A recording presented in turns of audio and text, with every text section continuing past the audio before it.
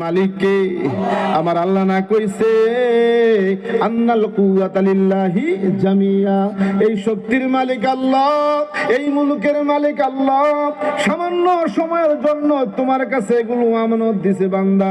তোমার যৌবন, তোমার শক্তি, তোমার ইলম, তোমার এই বয়স তোমার কাছে আমানত। তুমি যদি আমানতের খেয়ানত করো, কিয়ামতের ময়দানে আমার আল্লাহর কাঠগড়ায় তোমাকে মুনাফিকের মতো দাঁড়াইতে হবে। কথা কোন ঠিক কিনা?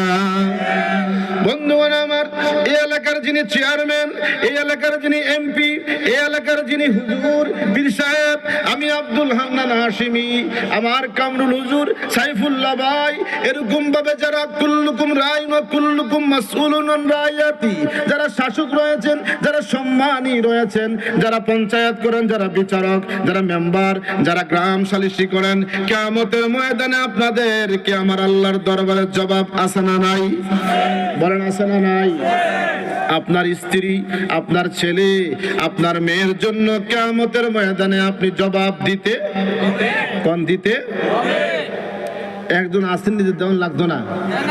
দেয়ার ইজ নো গড, আল্লাহ বলতে কিচ্ছু নাই।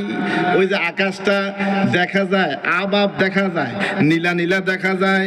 আমার বন্ধুগণ, এই সমস্ত ভ্রান্ত আকীদা যারা করেন, কিয়ামতের ময়দানে জবাব দিতে হবে না, এরকম টেন্ডেন্সি যাদের থাকে, আমার আল্লাহ বলেন এগুলোর মধ্যে নিফকের গন্ধ আছে, এগুলো মুনাফিক। আমার নবীজি বলেন আয়াতুল মুনাফিকিনা সালাসা, মুনাফিকের চিহ্ন আলামত তিনটি। কয়টি? কথা কয় না রে? তিনটি। ইজা হাদ্দাসা কাযাবা, যখন মিথ্যা কয় কি কয়, যখন সৎ কথা বলে কি বলে?